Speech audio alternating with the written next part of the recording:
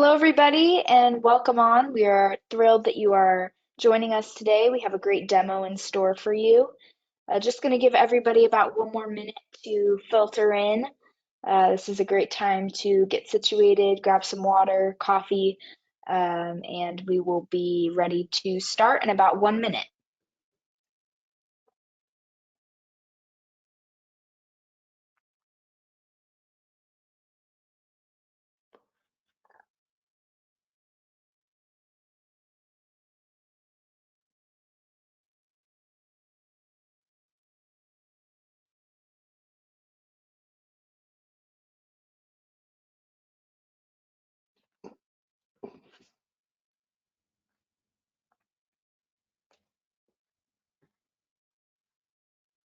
All right, looks like we are good to go. Thank you again for joining us. We're really excited that you're here. At this point, I am going to turn it over to our presenter, Chris. Hello, everybody. Welcome to this week's webinar. My name is Chris Carrion, and I'll be giving you a demonstration of two new attack graphs that we have on the AttackIQ platform. So just a little bit about me. I'm a sales engineer here at AttackIQ, been with the company for about a year now.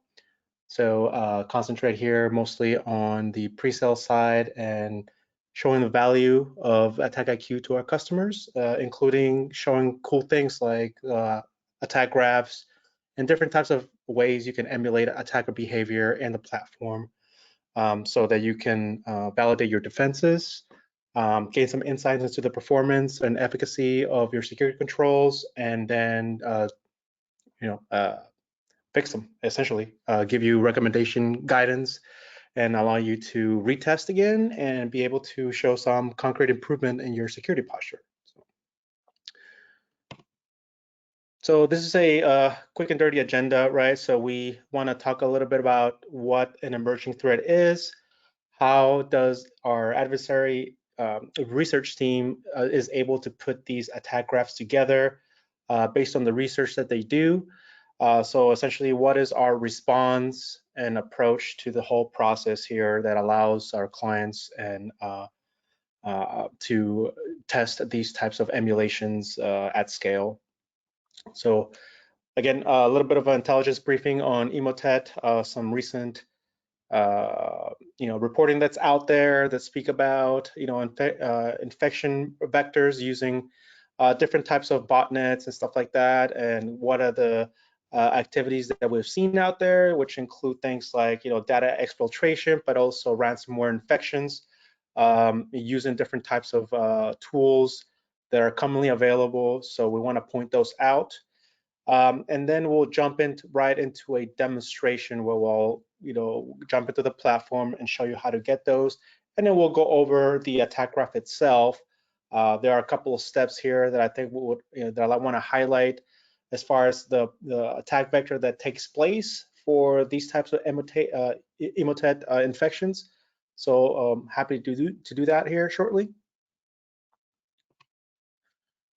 So first of all, how do we define an emerging threat here at AttackIQ, right? So there are three criteria that we go by, and first of all, it has to be timely. So we know some reporting can be retroactive, and that's fine, right? So maybe some analysts are kind of putting together some reports that happened a couple of years ago, and it could be useful.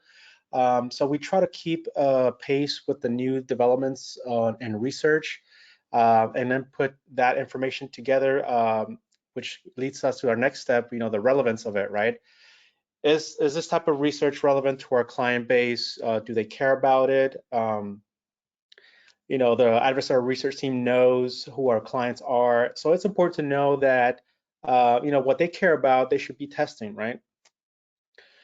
The third aspect here is, is it impactful, right? So when these big reports are released, there's a lot of talk between high-level, executives, CISOs, CEO saying, hey, am I vulnerable to these types of threats, right? So these are the questions that are being asked. So when we initiate a kind of rapid response event, we really kind of focus on the timeliness of it. Is it, what did it happen 5 years ago? Maybe it's not so relevant. If it's, sort of a niche type of exploit, right? There's a lot of exploits that happen out there in the world. Last year, there was about 22,000 vulnerabilities. So really kind of get to the ones that are high criticality, and it kind of leads that to our third point again, which is the impact, right?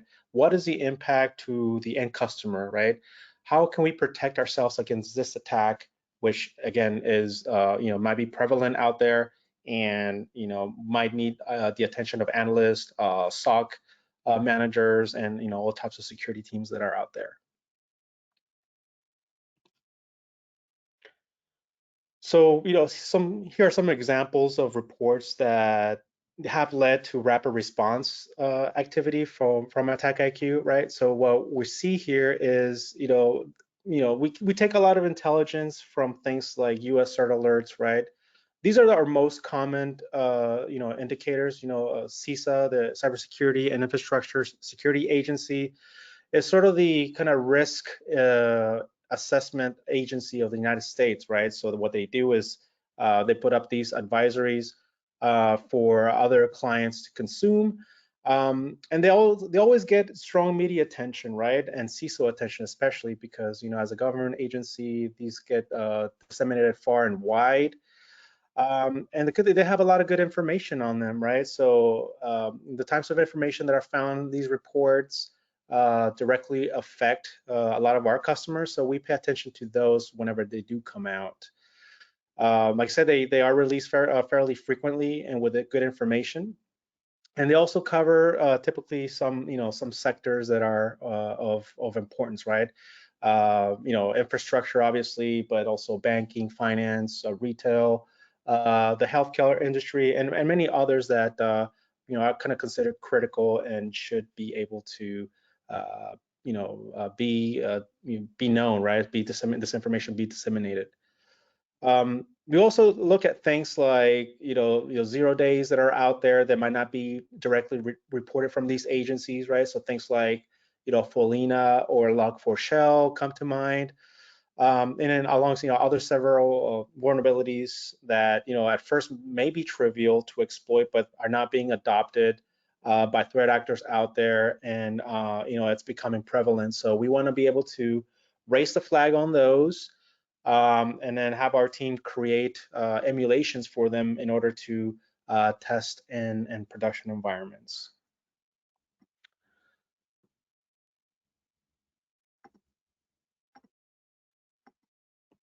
Yep. So our approach here for initial response mapping, what we do first of all is we want to read the report, right? So that, and we kind of determine, does it have the criteria that we discussed early at the, before, a couple of slides before, saying, hey, is this timely? Should our customers care? And is the activity impactful enough that it should be, a top priority for us to generate an attack graph, right? Once those criteria has been once those criteria has been reached, then we kind of initiate what we call a rapid response, right? So we begin the technical analysis of it by reading the report, and then the good news is that it's becoming more common for vendors to include things like MITRE attack mappings or technique IDs in the reports themselves, which makes it a lot easier for us to directly map these tactics to scenarios that we may have on the platform already. I would just say that not all these reports are not complete, right? But we still go through all the content in the report to identify the tactics that we saw, and do additional investigations or research to find out any other tactics that were possibly missed. So we do map these tactics, like I said before, with our large pre-existing scenario library that essentially emulates those techniques. And then we identify any exact matches for those techniques. And then if we don't have exact matches, these scenarios are very customizable. And what that means, we can change them to reflect those tactics or the way they did, that behavior was observed in that reporting. A lot of these scenarios can be configured and customized to get more in line with the behavior that we saw, right? What we also do is that we tag all those scenarios that you see on your right-hand side with things like US CERT reportings and vulnerabilities, so that our customers can find those relevant scenarios if they want to do more unit testing, or what we call atomic testing, right? So they just want to test a couple of scenarios. They don't want to test the whole attack kill chain. We tag each of these scenarios in a way that if you're looking for a specific report, you can find the relevant scenarios, load them in an assessment, and then commence your testing. Right?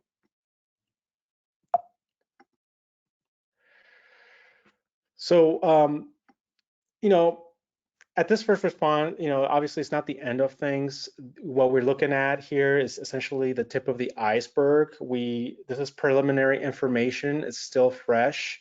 After the first report gets released, what you typically see is other vendors release their own versions that they have some, unique visibility or insight. The US CERT alerts, and by the way, they're called CISA alerts now. There was a name change recently, so I have to update my notes here. But US CERT alerts, the name is being phased out, and now they're going to be called CISA alerts, if they're not already. But these CISA alerts, for example, they, like I said before, they lack a lot of technical details because it's essentially preliminary information on how the attacks and techniques were actually performed or observed. So it's really important for us to start connecting some more dots, right, with other reporting and sort of get a bigger picture. Finding related attacks to fill in the gaps, right, in the picture, and allows us to create content that is more accurate and realistic, to essentially emulate with more refinement, right?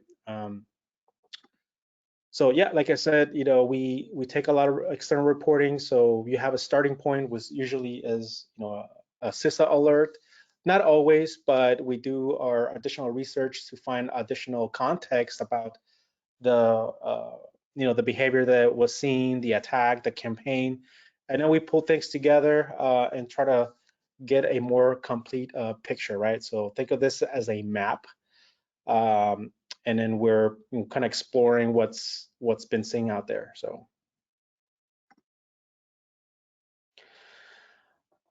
So even after that reporting, right, that we must not be done, right? There might be some other things that we can do to add additional relevancy to any of these types of assessments that you have available in the platform. So how do we go about that, right? So obviously we have a wealth of knowledge here at AttackIQ and talent that comes into play. So we have members who comes from three-letter agencies who have had firsthand experience on the front lines against these types of threats. Me myself, I come from a threat intelligence background, so kind of seeing this stuff, or it's good to know that we are able to pull things together and emulate that type of behavior, right? Because data does live everywhere. So you might have, for example, some dark web forums reporting, maybe some social media reporting that we could pull, and just kind of interpreting that information and synthesizing that into a nice attack graph is kind of what we do. And obviously you have the threat hunters, right? People who see activity in their environment, but they cannot report it, right? So we also take into account that we might not have the complete picture, but we're trying to get as accurate as we can. And by combining our, external reporting, internal knowledge, this is how we can help close those gaps.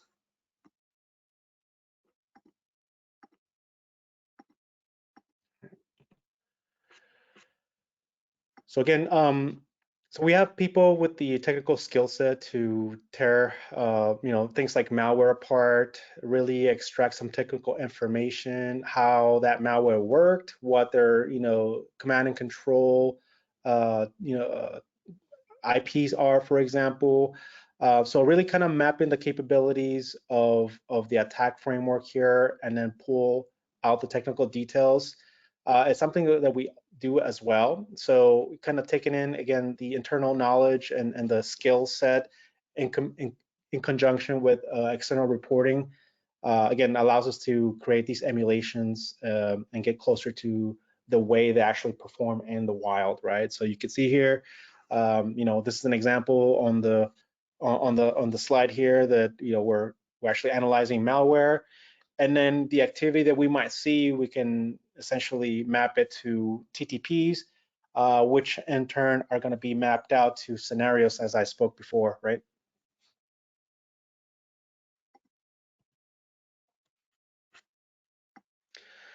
So towards the end of our research, again, taking an external reporting, combining it with our internal experience, we turn it to customer scenarios that are fully featured in an attack graph. Um, these attack graphs are designed to organize the tactics. If you don't know already, MITRE calls them attack flows, but essentially it's the same thing. We design and organize these TTPs used in attacks into more realistic attack flows, right? That have essentially a sequence of events or a chain of behaviors that emulate, a particular actor performing an attack on your network, right? So we can emulate the behaviors that they would do in order to trigger your security controls, right? So we're not actually detonating malware, but what we're doing is, for example, dropping a payload on the end system and try to see if for example, your endpoint security is able to quarantine that file and even report it, right? So with our integrations, we're able to, give you that additional detection and response context. In addition to the outcomes, whether your endpoint security was able to detect and possibly delete that file. Um, so the cool thing about these graphs is that we put branching paths in order to take alternate actions depending on the previous steps that were if it were successful or prevented, right? So an example of that, if I'm trying to do a ladder of movement, as an example, is I'll try to do lateral movement via RDP. If that is unsuccessful, then I can try to do an alternate action, do lateral movement via exploiting a service, for example. So adding logic to these attack flows gives it even more realism. Another example of that would be, if an actor is unable to achieve, persistence, right, with a new service, uh, perhaps they may pivot or instead use an auto run key, right, or modified register keys. Um, we'll also take into account that if that specific scenario was blocked, then we'll obviously go and do an alternate step. So these graphs are really meant to realistically emulate the actor. Not just it's not just a checklist of events that happen, but it actually has a sequence to it, and it kind of based on some of the logic that you see on the green lines at the top of this slide, where if a if a scenario is prevented, then it can move to an alternate step, and you can also configure these attack graphs. Whereas a a scenario is prevented, then no more further steps should be taken because you essentially stopped that attack in its tracks, really depending on how far in the kill chain it went. So really, in addition to that, right, you're able to get the reporting to see where it eventually stop, and obviously with the reports comes the mitigation guidance that's available to you to even restrict those scenarios that were successful from executing successfully again. All right. So Just a quick note here is that we do put out rapid response blogs, right? Depending on the report, we may put up an initial blog that is meant to serve a couple of purposes, right? First, we want to be able to alert customers that there was something that they should care about, and then we provide some context that they need to understand why it is important to them, right? Second of all, we identify actions that customers should be taking immediately, right? So this can include things like calling out which existing scenarios they can start running for just a basic assessment, just to let them know that some of these techniques are being leveraged in new attacks.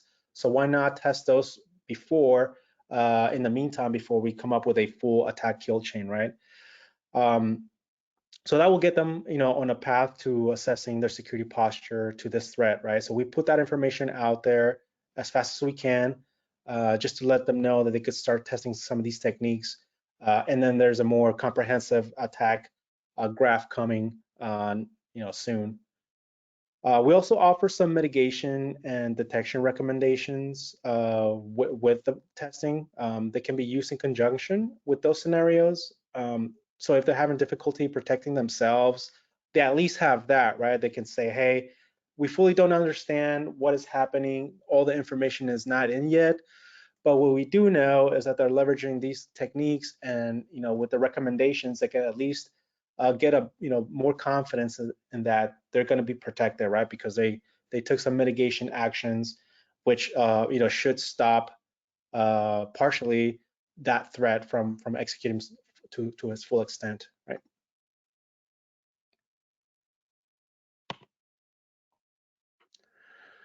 So again, we're going to give you a little background on the recent reporting that we found in conjunction with specific malware, Emotet specifically, and how we respond to this event. So as you can see here, this is open source information. We gather this information from the DFIR report, which is a website that focuses on incident and events, right? So the ones that we used to create these two attack graphs were Emotet strikes again, using link files to execute ransomware infections. And the other one is another Emotet graph that essentially, exfiltrated data via, spear phishing and loading some other tools, which I'll talk about here shortly. But just these are the two reports that we based our attack graphs on.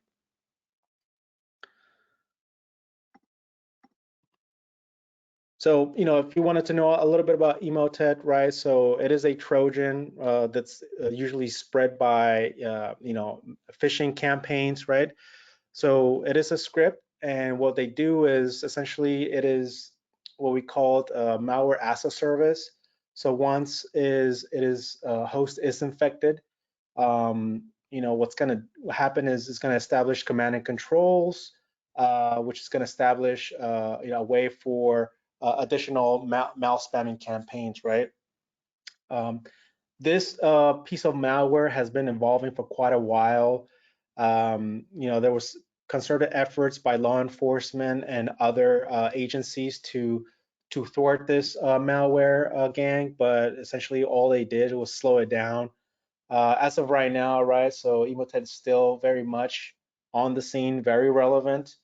And you could see here, I just kind of took a snapshot of some recent tweets that speak about, what are they doing, how they've seen this malware evolve, what they do, and some examples of sample phishing emails that victims are seeing, right? So still very much on the scene, very very flexible malware infrastructure.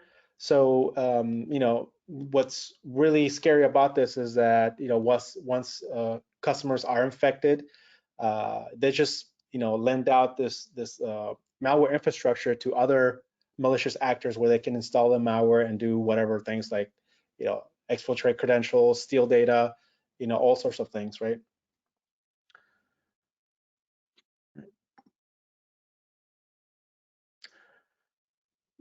So also, so we have, again, we put up a blog recently in conjunction with the attack graphs here, as you can see, is emulating the always persistent cybercrime malware Emotet. So if you wanted to get a kind of granular view of exactly what are the TTPs that were used and how we were able to match that with scenarios, how we linked them together to create an attack graph, this is a way that you can just read up on it. I'll give you a high level once we go into the demonstration platform. What are the main steps and sequence of steps that were part of these two attack graphs? But yeah, just if you wanted to check that out, please check out the AttackIQ blog. This was published a few weeks ago, but it does expand of what I'll be talking about here shortly. For those who might not know what attack graphs are, what is that functionality in the AttackIQ platform? So you can think of 3 different ways that we emulate behavior in AttackIQ. The first one is atomic, right? So you can able to test, unit test or individual scenarios to test a specific function, a security control, or trigger a specific alert, right? You can get these atomic testing and put them together, and that will be what we call anatomic testing, which again is what we call attack graphs. So we put these multiple scenarios that feed results into one modality in order to exercise, TTPs, mimicking attackers, and essentially we can, exercise one or more controls at the same time, right? So, if it's downloading a payload, your firewall should be able to block that.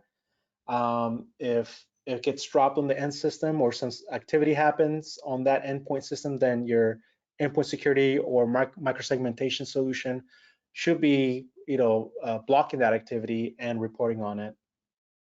The third modality in AttackIQ is what we call network posture management, which is essentially we can replay network traffic back and forth between 2 hosts to really test boundary controls, right? So we can emulate command and control behavior or just kind of set up traffic to see if our boundary or perimeter controls are able to detect it and block it. So three ways of testing within the platform.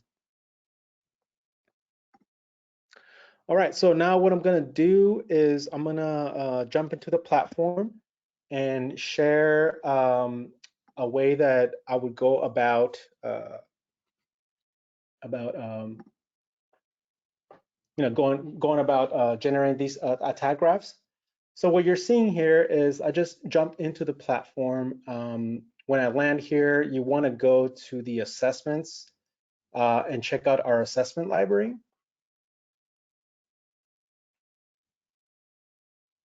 And so what you're seeing here is what we call assessments, right? Which are prepackaged, ready to go testing, right? So if you want to test things like other advisories or even threat actor emulations, you could do that. So I'm just going to go ahead and search for Emotet here to show you how you can find that. You can see here we have some results, and really what we're focusing on is this one right here, Cobalt Strike and Mimikatz, and Epoch 5 infection, right? If you click on the details, you're going to see here that we're going to give you the description of exactly how we built this attack graph, a little bit of a background.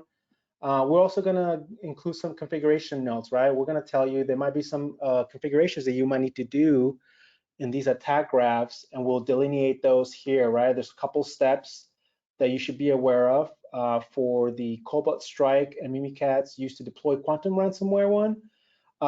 You can see here on step 17, for example, we need to have the target domain specified, right? So for your own target domain, obviously you want to put that as a value in one of the scenario configurations. Another example of that will be, Active Directory using AD find.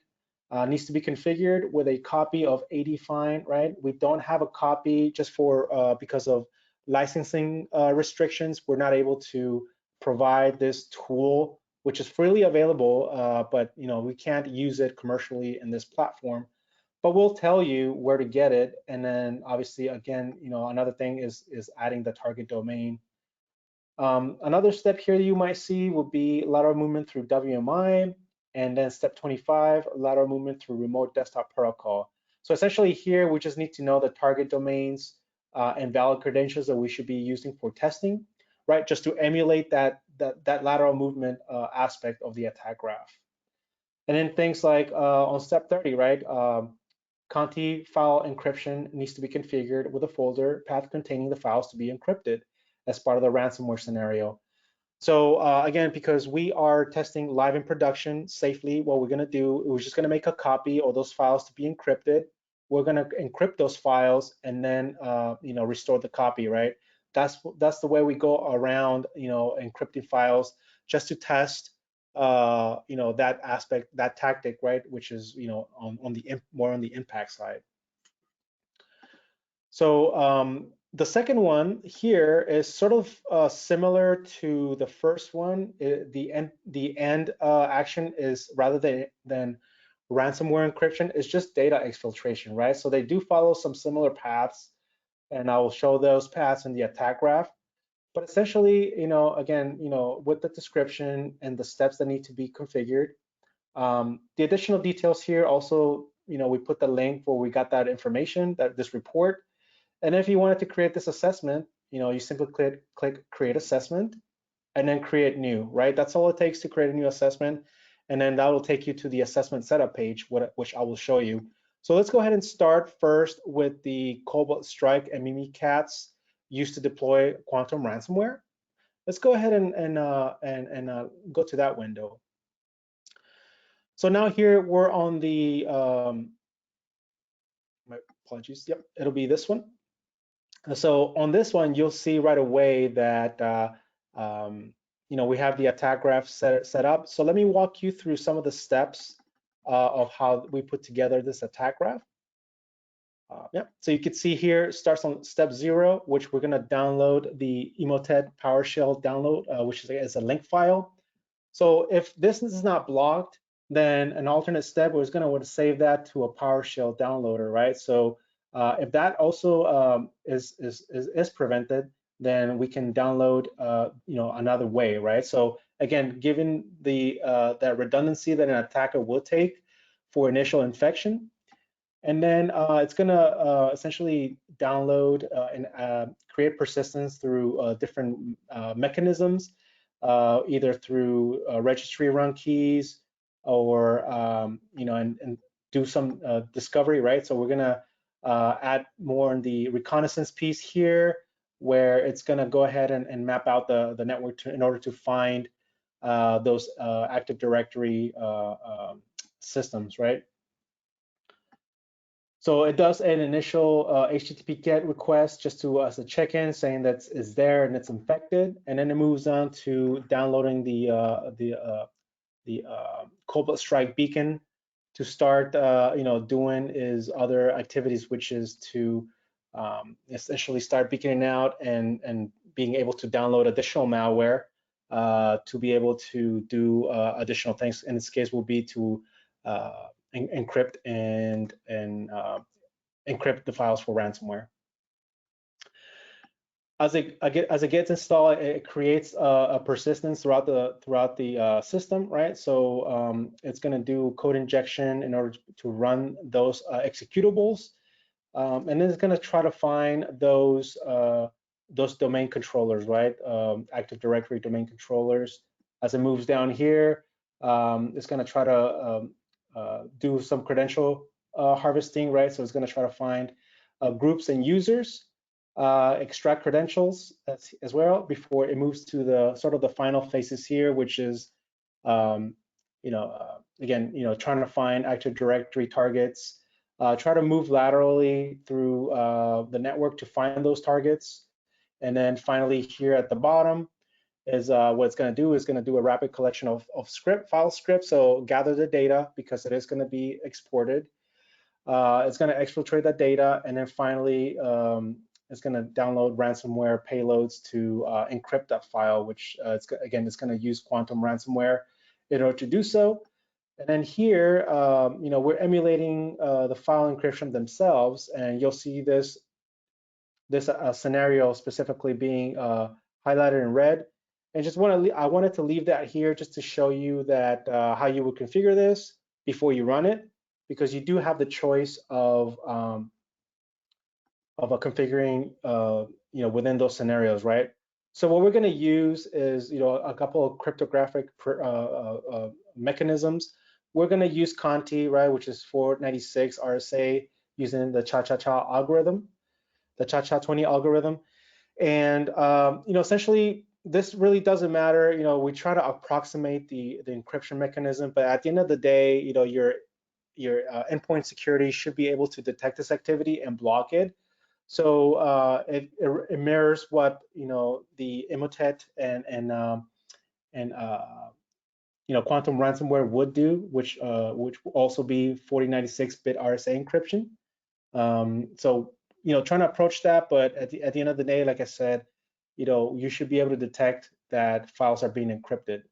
For the file extension values, right? What it's going to do is look for these values as a blacklist, right? So it's going to encrypt those files, and essentially that's how the ransomware operation is completed, right?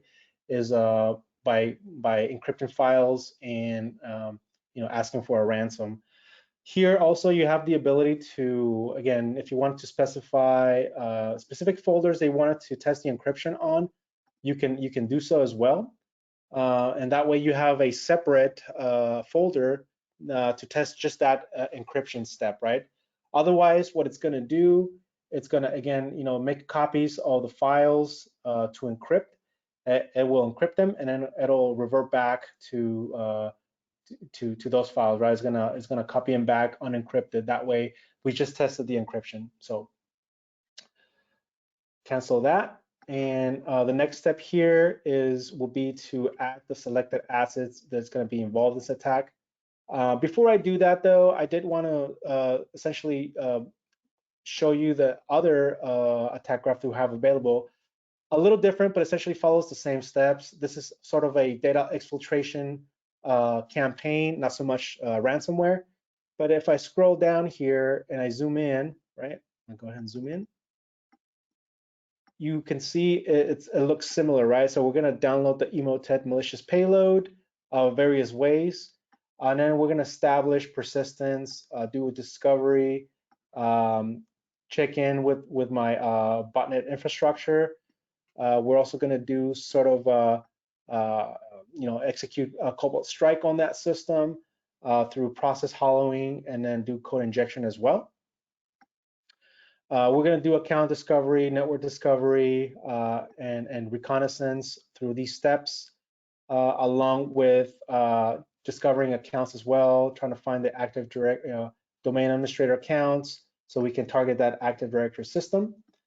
And then again, at the end of this attack graph, what's going to happen is essentially we're going to exfiltrate files, right? So we're going to use a sample file in this case. So if I configure this scenario, you can see that we can specify what we want to emulate the exfiltration for.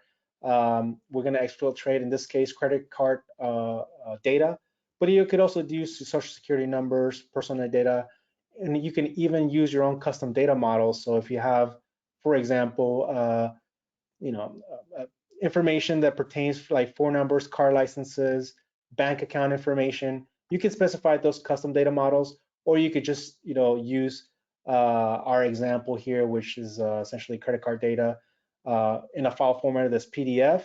And then we're going to restrict the number of entries to 1,000, but you could also customize this as well. We're not going to apply any encryption to that exfiltrated data, but you could, in order to give another layer of, if you wanted to test if your, data loss prevention solution is able to pick up on encrypted data. that might be another option that you might want to try, right? Or compress that data as well. You could even choose the compression algorithm, right? So right now it will be zip, but you could also do tar plus gzip, and then tar plus bzip too. If you wanted to encrypt that data, you also have the ability to do that as well. So it'll give you AES algorithms, and among other options. So you can really get very specific with how you want to exfiltrate the data here as part of this whole attack kill chain. If I wanted to save that, I can simply save that, but I like it how it is. And again, I'm going to zoom out here so you can take a look at the whole attack graph as it is in its entirety. If you're okay with this, let's say you configure all the steps, added the target domains, um, uploaded the AD file, right?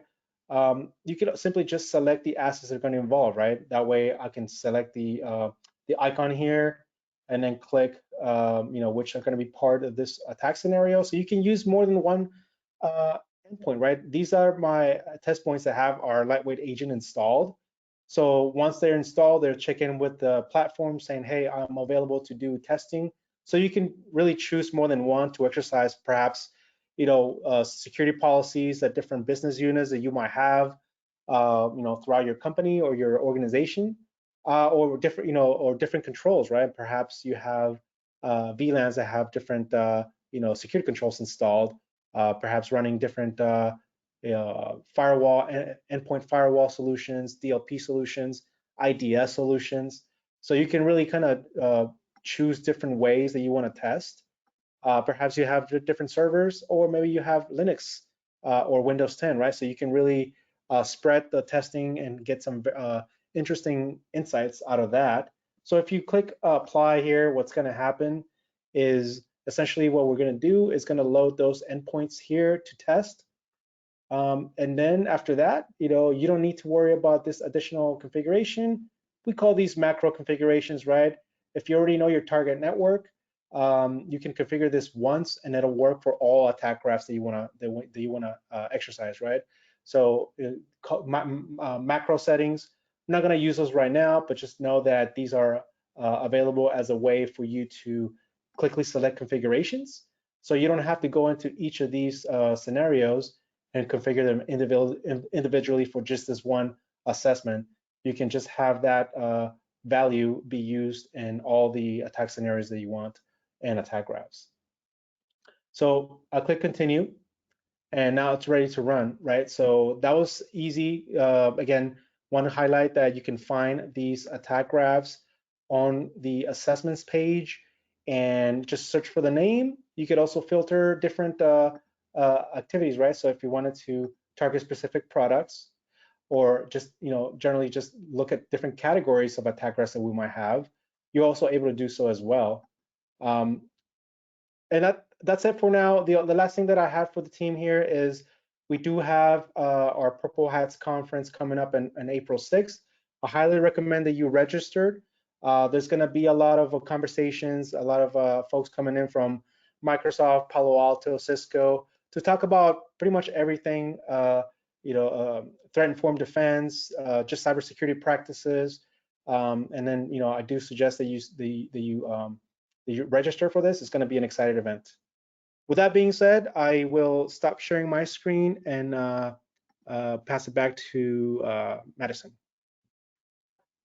Thank you so much, Chris. Doesn't look like we have any questions in the chat currently, but you can always reach out to us if something does come up once this webinar ends.